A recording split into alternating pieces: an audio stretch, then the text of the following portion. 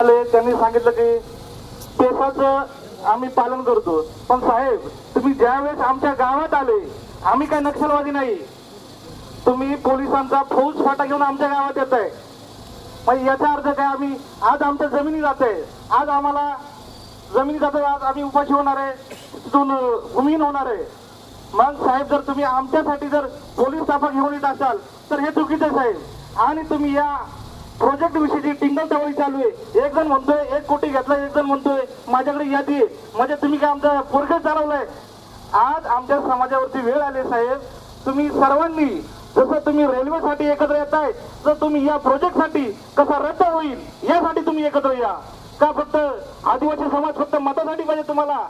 याच्यामध्ये तुम्ही दुभावून घेता. एक जण म्हणतो माझा, एक जण म्हणतो माझा. साहेब तुम्हाला सर्व राजकीय पुढाऱ्यांना माझी विनंती आहे की तुम्ही या प्रोजेक्ट कसा रद्द होईल याच्यासाठी एकत्र या. सर्व तुम्ही या ठिकाणी आला, तुम्हाला सर्वांचं मी घाटगर ग्रामस्थांच्या वतीने आभार मानतो आणि थांबतो.